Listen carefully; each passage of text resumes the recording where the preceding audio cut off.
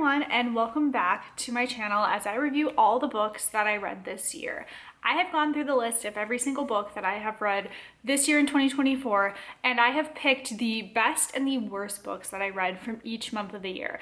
And I do feel like I'm prepared to do December of this year because I think there's only one more book I'm going to finish and I'm almost done with it. Some months were really hard to pick my favorite book. Some months were pretty easy to pick my favorite book. Some months were really hard to pick my least favorite book, and some months were really easy to pick my least favorite books. So let's jump into each month, starting with January.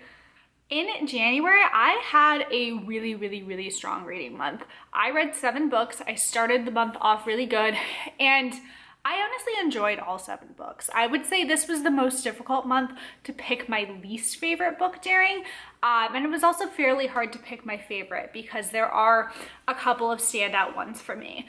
But for my favorite book of this month, I think I'd have to go with Yellowface by R.F. Kuang. First of all, I listened to the audiobook of this, and it is a fantastic audiobook. The audio narrator does such a wonderful job of picking up on the essence of June and just how obnoxious she is, and just putting you in this horrible woman's head and the way she thinks about the world. You really captures the way that she just thinks none of this is her fault and she's just a good person and she didn't do anything wrong. The other thing I will say, a lot of times as I reflect back on books, one of the things that I really try to think about is how much has this book sort of stuck with me? And so now it's been almost a year since I finished this book, and I have to say, I think about different elements of this book all the time. This is a book that I think about seriously all the time. The things that it talks about in publishing, the things that it says about race and ethnicity and who gets to tell what story, those themes have really stuck with me throughout the year, which has really sort of stood the test for me. That this book got a 5-star rating from me, and I think it really did deserve that 5-star rating. Picking my least favorite book was really hard because honestly, I liked all the books that I read in January. I didn't read a single bad book. But if I had to pick a least favorite, it would probably be She Who Became the Sun. And it is not because I think it was a bad book. I think it was a really good book. I think it was a very entertaining story. I just wasn't quite as engrossed with it as I was with other things that I read this month, because ultimately everything that I read this month was pretty freaking good. I did have a couple of issues. I listened to the audiobook with the audio narration. In particular, the way the audio narration kind of jumped from different characters' heads without a lot of warning. I feel like in a lot of books, it'll tell you, chapter 1, X character, and then you know that you're in that person's head. There was some jumping between characters' heads just in the middle of chapters, and there was no warning. I'm sure it is clear in the physical print copy of the book, there's some kind of page break or something there to let you know that you're kind of jumping into another character's head, but it would just kind of happen on audiobook, and then all of a sudden you'd be like, wait, what's going on? Where am I? Whose perspective is this? It definitely threw me off a little bit, especially because when I'm often listening to audiobooks, it's when I'm doing other things like driving, and so I'm paying attention, but I'm not always 100% paying attention to what's going on in the book, so that kind of threw me off a little bit. This is one though, again, it was still very good. It just wasn't as good as the other things that I read this month, but I do think I do want to finish off the duology. I'm definitely intrigued where it goes. I just haven't done so yet. In February, I read 4 books, so a little less, but shorter month. And my favorite book of the month was A Study in Drowning by Ava Reid. Ava Reid is one of my favorite authors. Just the way that she writes really hits for me. The prose that she used, she is so descriptive and eerie in the way that she writes and describes scenes and characters. And this was a really good book for me. I enjoyed it as her first jump into young adult. I always think it's interesting too when authors do that, because I feel like so many authors start in young adult and then transition to adult later on, but she started writing adult books and then has written this series in young adult. I also recently learned that there's going to be a sequel to this, which is super exciting for me. Like, I cannot wait to get my hands on that book next year. And she has 2 books coming out next year, which is, I already know it's going to be a good reading year when I get to new Ava Reid books. And then my least favorite book is another book that I don't think was horrible. It was just kind of middle of the road for me, which was An Ember in the Ashes by Sabaa Tahir. I really wanted to love these books. I picked them up in the library, hearing really, really good things about the series as a good example of a young adult fantasy book, and it just didn't really do a lot for me. I ultimately ended up reading the second book, and it just didn't get that much better for me, and so I decided to just kind of leave the series there and just, it's for someone else. I will say, like, young adult fantasy can be very hit or miss for me. Some of them really, really hit for me, and I just love and adore them. Others of them not so much, but I'm not the target audience for this. Some people really love it. I just didn't find it to be like particularly memorable. It felt like so many other young adult fantasies that are out there. It didn't seem to feel that memorable or unique to me, and the characters just didn't really like vibe as well for me. The romance was kind of just like okay for me. Felt a little unrealistic and a little forced at times, to be honest. March, I only read 2 books, so it's pretty easy to pick my favorite and my least favorite book. My favorite is Dark Age by Pierce Brown, continuing in the Red Rising trilogy, and I think this one was a very good book. It is a painful read, and I think that's one of the complaints that a lot of people have had about this second half of the series is like, it is like rough. The series has always been rough. It's always been emotional. You always felt like you could lose your favorite character at any point in time, but this second half of the series, it just felt like loss after loss after loss after loss for Darrow and his friends and his family. And then this book definitely felt that, like really, really badly. But it also led into like a really good place in Lightbringer, where while Lightbringer also had a lot of loss, you finally got to feel like, okay, there's some wins in this world and there's maybe some positives that are to come in this. But I really enjoyed Dark Age. I really enjoy this second half of the series, and I cannot wait to continue the Red Rising series. And then my least favorite definitely deserves to be my least favorite in this, which is As Good as Dead, which is the 3rd book in the Good Girl's Guide to Murder series. I talked about this in my most disappointing book series. I enjoyed the first 2 books. I thought they were a lot of fun. I listened to them all in audio. The audio version is fantastic. I highly suggest, if you're gonna listen to these audio, like, great way to consume these books. But this 3rd book is, I honestly, like, I kind of hated it. I really hated the ending. I thought it was incredibly unrealistic. I thought it was just like stupid decision after stupid decision, and just like unnecessarily stupid decisions. It was so unrealistic the way that everything wrapped up, and just in a lot of ways seemed to be just like very out of character for a lot of the characters, and just kind of by the end of it just like made me not really like the main character, which I had liked her all the way up until this point, until we got to the end. And it was just like a really unsatisfying way to end this series, and it just made me wish, honestly, that like maybe this book was not a series to begin with. Like, if this is what it was all going to culminate in, it could have been a great just like standalone book from the outset, and we could have been done with it there, and I would have loved it at that point. But unfortunately it had to continue, and I did not like the way that it continued.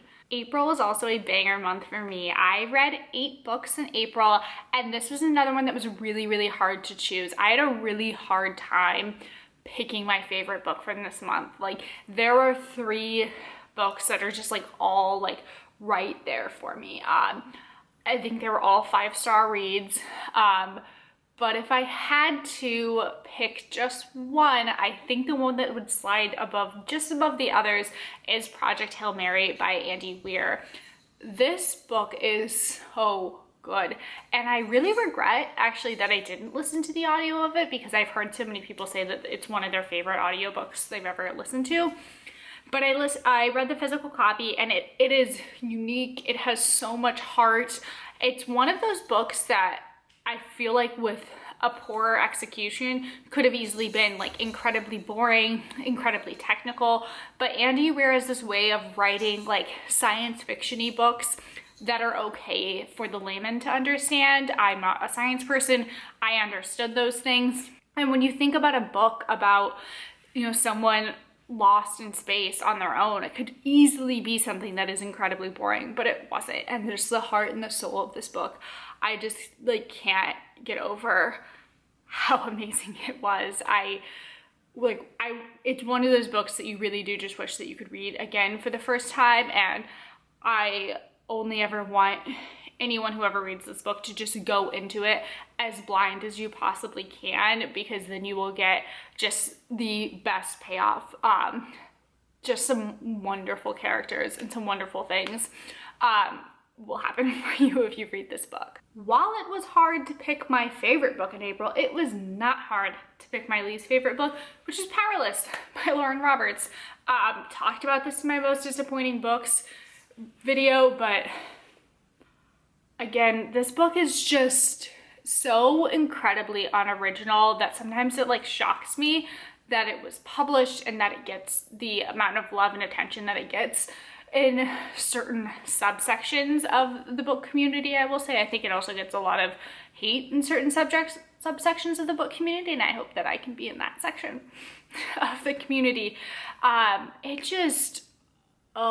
It's so unoriginal, and I really didn't like the romance. The way that Kai and Peyton, or whatever her name is, talk to each other in this book, like, honestly drives me insane. Like, the banter in this book is infuriating. No one talks like that. Like, please stop talking like that. It is just ultimately not for me, but somehow it's for a lot of other people. I could see liking this book if, like, you hadn't read or known anything about like all the books that come before it, then maybe you might like this. But for people to sit here and compare it to something like The Hunger Games just like hurts my soul so much, because I can look back on The Hunger Games even now as a grown adult and be like, no, those are objectively good pieces of literature. This is not. It is just not. And I don't think the writing's up to snuff. I don't think the storytelling's up to snuff. It's just not for me. Really, really wish that I hadn't spent any time on it. And I honestly wanted to like it. I wanted a fun, romantasy, YA type book, and it just couldn't deliver. It wasn't even that much fun. It was kind of boring, to be honest. In May, I read 5 books. It was a pretty good reading month for me, but there were definitely some clear winners and some clear not so much winners for me. I think the best book that I read was Caraval, and I have mixed feelings, I think, about the series as a whole, but book 1, Caraval, was really good. This book is a lot of fun. It is an incredibly immersive world, and I just loved the world and the game and the magic in this. I guess just kind of like the dark side of this really fun magic that is like constantly being explored with this. I liked Scarlett as a narrator. I think I like her more as a narrator than I like Tella. The one thing I will say about this series though is like this is definitely the high point in the series for me, and it just kind of progressively went downhill from there. I think it's still worth your time. I think if you're someone who really likes YA fantasy, I think it's definitely worth it for you if you haven't read it yet. And it was a very fun audiobook experience, and I was good enough that I wanted to finish the whole series. I do think it's one of those things that I wouldn't have been upset if it was just a standalone and the series didn't continue, because I think the world got a little bit too complicated and it was trying to do too much. By the time you get to finale, there's just too much going on. But when it was Caraval and it really was just focused in on the game, it was really, really strong. And then the worst book I read this month was The Tempest of Tea. I, again, talked about this in my most disappointing books, but I really, really wanted to like this book. It seemed like it could be something that I would really enjoy. Describing it as like Peaky Blinders, Six of Crows meets vampires sounded fantastic. Sounded like I would have really enjoyed it, but it just wasn't good. I just found the execution wasn't there to provide a good story. I couldn't tell you the single name of a character in this book. No recollection I remember certain things about the plot at this point, but a lot of the details have just kind of gone out of my head. But it is ultimately a really good example, I think, of a book that is trying to do too much. It felt like there were just like too many tropes thrown in there, and the characters were just not memorable. The relationships were just not memorable. They were not believable. And I feel like for a book that really wanted to be Six of Crows, Six of Crows is good because of that relationship. Like, that is what makes that book stand out to people, is the relationships and the characters are super, super memorable, and you feel for them and you feel like their relationships with each other feel so real. And this book just ultimately didn't deliver on that. It just didn't give that really strong found family feeling that it was trying to give, which I love a good found family, and this just wasn't it, unfortunately. And it sucks because it's really hard when you want to love something, and I'm not, generally speaking, like someone that loves to trash talk books, but I wanted to like it, and I couldn't do it. Definitely not going to continue. I would have to hear like really amazing things from people who are like, oh, I hated the first book, but I loved book 2, for me to decide that that's where I want to spend my limited reading time. June is a weird one because I only read 2 books in June, and I read Mistborn: The Final Empire and The Well of Ascension. And I feel like, to be honest, these 2 are like kind of a toss-up to me. I have a hard time picking which one I liked better or not, because both are really good. I think maybe Well of Ascension, just to learn more about the world and to see the plot develop more. And I think the payoff at the end is really, really good. But also, Kelsier is such a fantastic character that makes The Final Empire just shine as a book.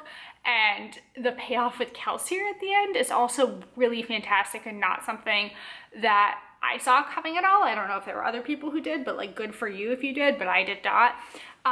So I honestly, I could go either way. I really liked both of them. I can't quite say exactly which one was my favorite or not. Unfortunately, they're both really good. And I'm definitely gonna finish this. I need to finish the series this year. I want to do it very soon.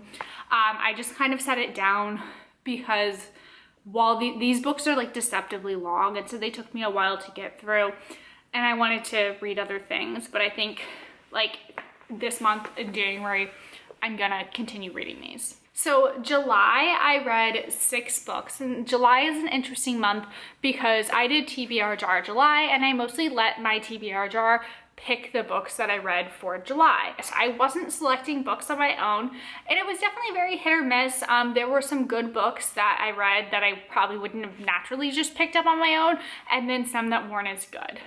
An example of one that was really, really good that I'm so glad I drew from the jar because I've become obsessed with it is Black Sun by Rebecca Roanhorse. This book is so freaking good. I love the characters. I'm so excited to continue reading this book.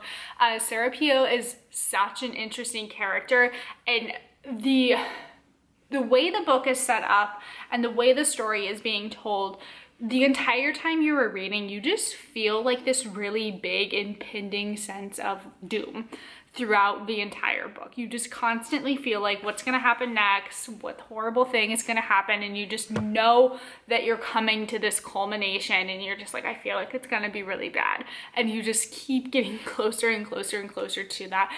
And I like that from a book. I want a book that's gonna keep me in it, invested, worried, make me feel something, make me feel like there are stakes here. That's what I want from a fantasy book like this, and it delivered.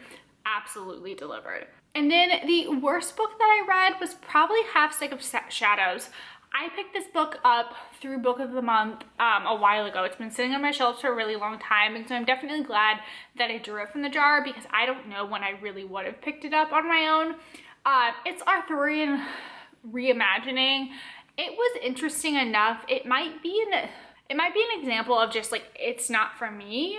sort of thing. I don't know what someone would think about it if you were really into Arthurian legacies, but I'm not. I don't know. I know a little bit about it. I don't know a ton about it. I don't know a lot of the details. I know Arthur is Merlin. I know like the big characters in it, but I don't know a lot of the smaller pieces here. But this felt like really slow in the beginning and then like really fast at the end, and felt like, I don't know, it felt like it was leading me up for a like book one in a series, and then it just wasn't.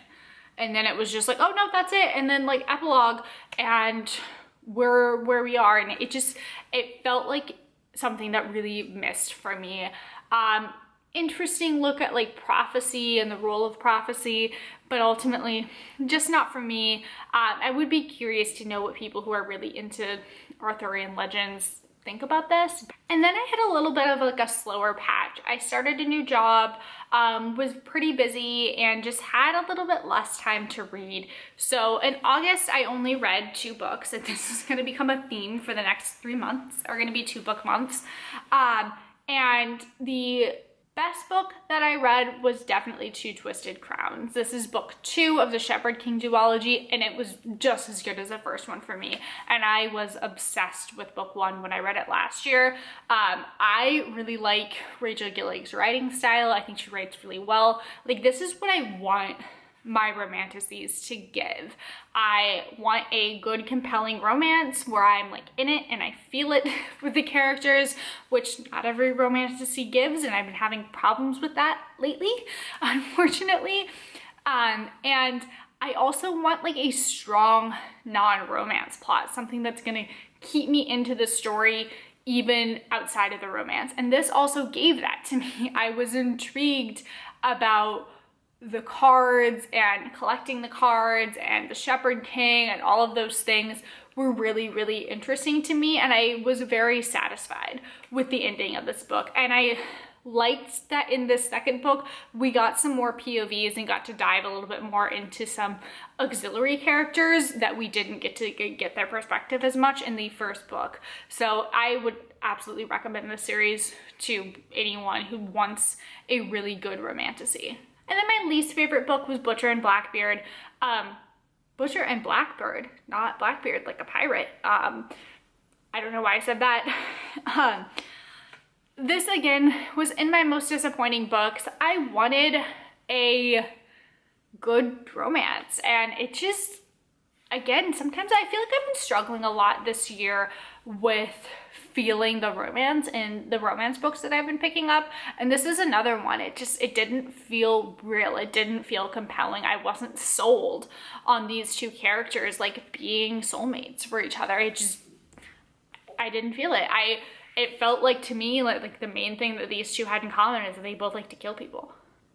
That seemed like it was it. And it felt very insta-lovey, insta-obsession-y for the characters, and it felt like it needed more build-up. I don't know if it was a structure thing, in that it sort of jumped too quickly between, they would basically like meet once every year to have this competition with each other. If it jumped too quickly from year to year, and it should have actually been structured more where you got to see more of each year to see why those feelings were developing for each other during that time frame, because it just didn't give me enough to make me believe that these 2 characters actually liked each other. Didn't give me that. And then all of a sudden it was just like, oh my god, they're like in love with each other and obsessed with each other and gonna spend the rest of their life with each other. Just wasn't believable for me. I also only read 2 books in September, so this one was fairly easy for me to pick. The best book that I read this month was actually a nonfiction book, which is Jesus and John Wayne.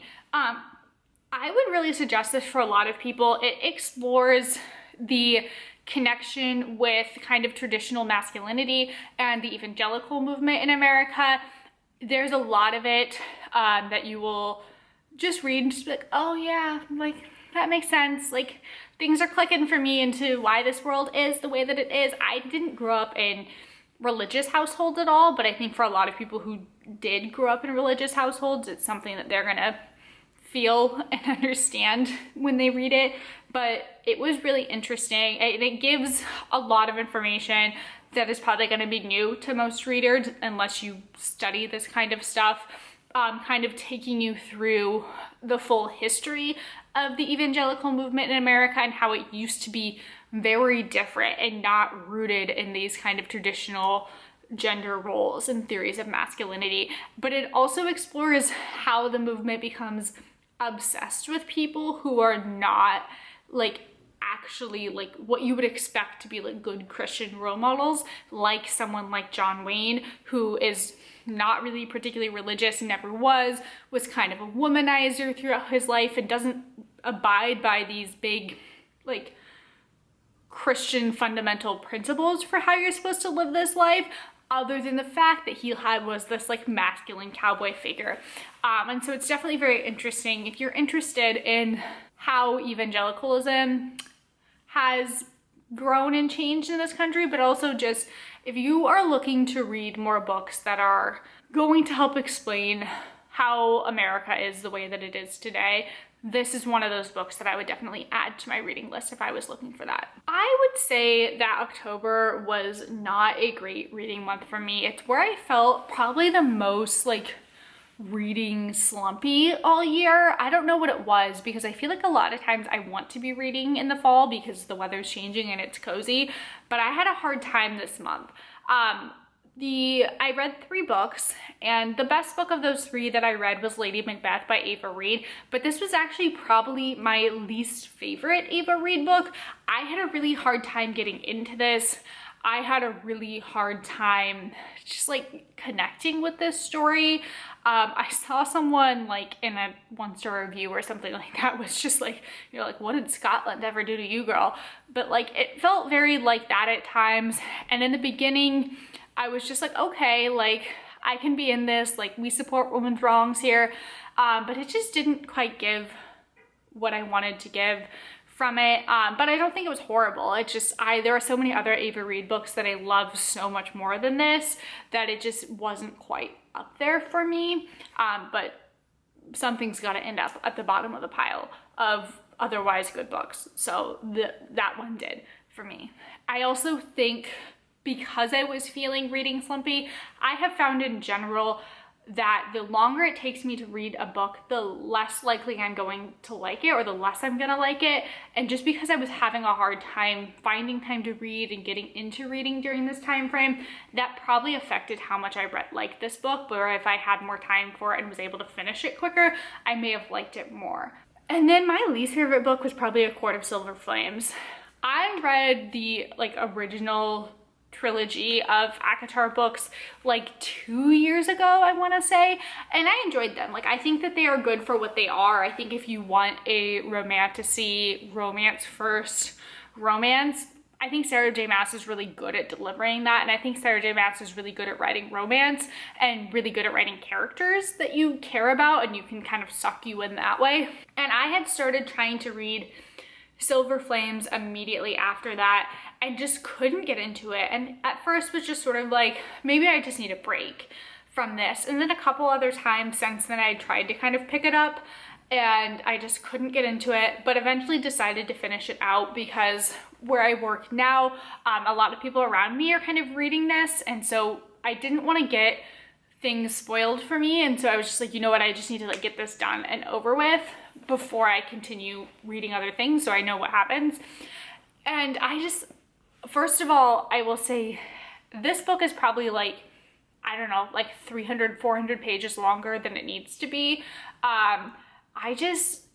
I didn't love Nesta, and I think that's a controversial thing. Some people really like her, some people dislike her. I didn't really love her. I didn't like find her that redeemable. I think she just got in my nerves most of the time throughout the book. And then the like side plot, the actual like fantasy plot in it just wasn't that great for me. And honestly, it felt like they were like setting up what's gonna happen later on, and then it kind of just got resolved at the end of this book. And so I just like, I really don't know or fully understand where this is going in the next books in this. And I don't know, I feel pretty strongly that ACOTAR could have just ended with Wings and Ruin, and that could have been it. And I think that would have been good. I don't think that this world has enough to give anymore, but like I get why she's still writing it and why the people that are really into it still want it, but I guess I'm just not that person.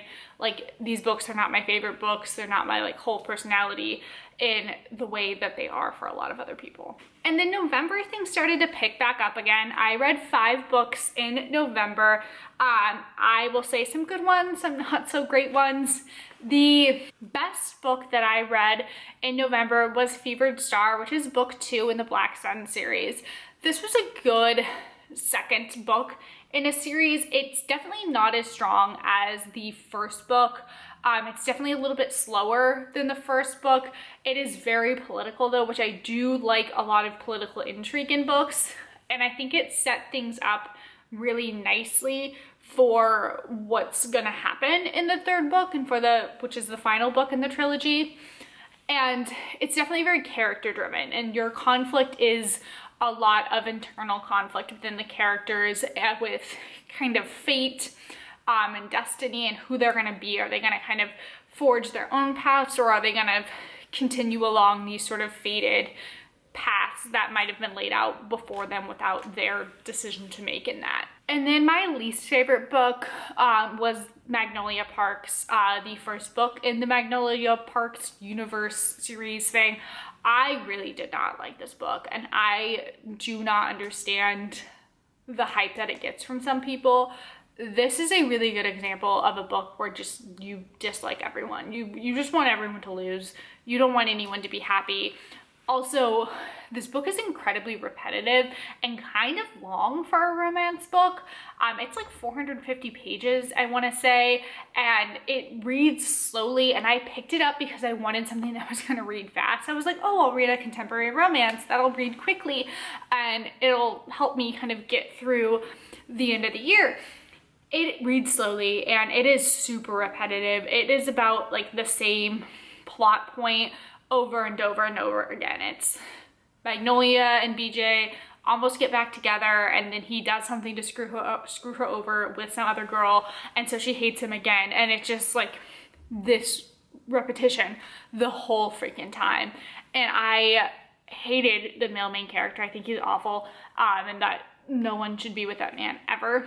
But I also didn't like the female main character. And in the beginning, you're just kind of like, oh, well, maybe she's gonna like get past this and like she deserves better than him. And then you get to know her a little bit more, and you're kind of like, no, maybe not. Maybe they actually just deserve each other because they are both horrible people.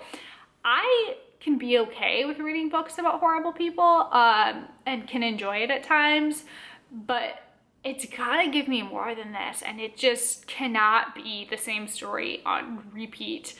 I don't think I'm gonna continue this. I also didn't find the writing to be that great. The writing was kind of obnoxious at times. I don't see what other people see in this. I wanted to, but I just don't get it. And then finally for December, I have currently read 3 books this month. I am shortly going to finish a 4th, and I will definitely finish the 4th book by the end of the month. It's the 27th right now, and I've got like 90 pages left.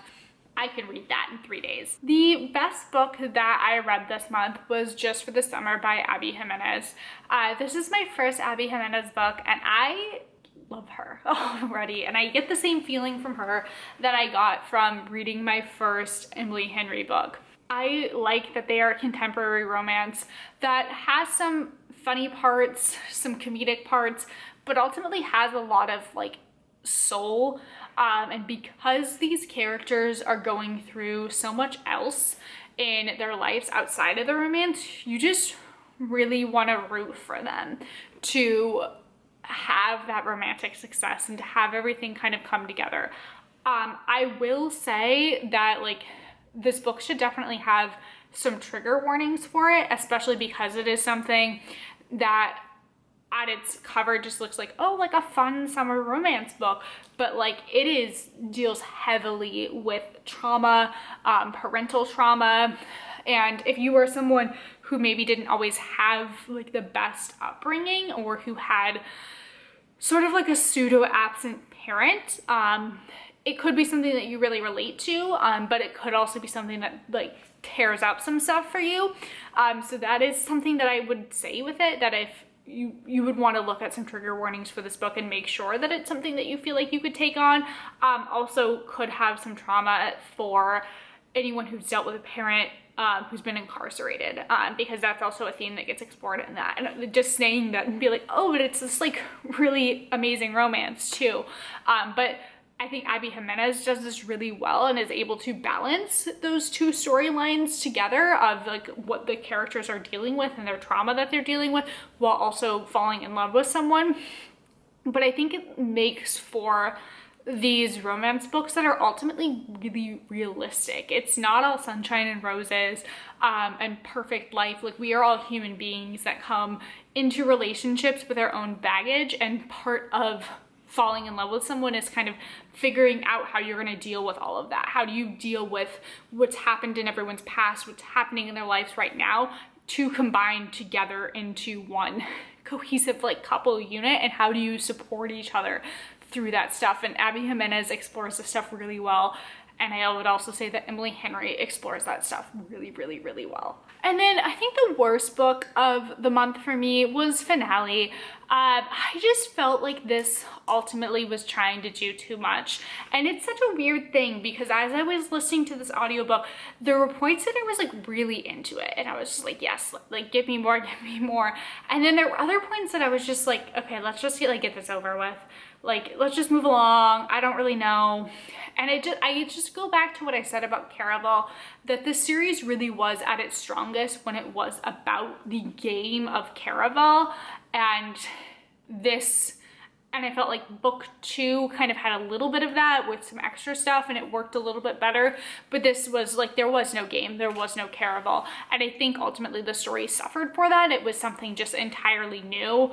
And I didn't love the ending. And I think that's something that sometimes I will struggle with young adult books, is like the solution to the problem ultimately can feel unsatisfying and feel unrealistic. And that's how I felt with this. Like, it just sometimes feels like the ultimate thing that works is just far too simple for what you've been telling me this problem is this whole time. And that's how I felt by the end of it. Okay, we did it. That is every month that I read my favorite and my least favorite books. Thank you so much for watching, and as always, if you like this video, please hit the thumbs up and subscribe to my channel, where I will have a lot more bookish and some other content coming out over the next several weeks. Thank you.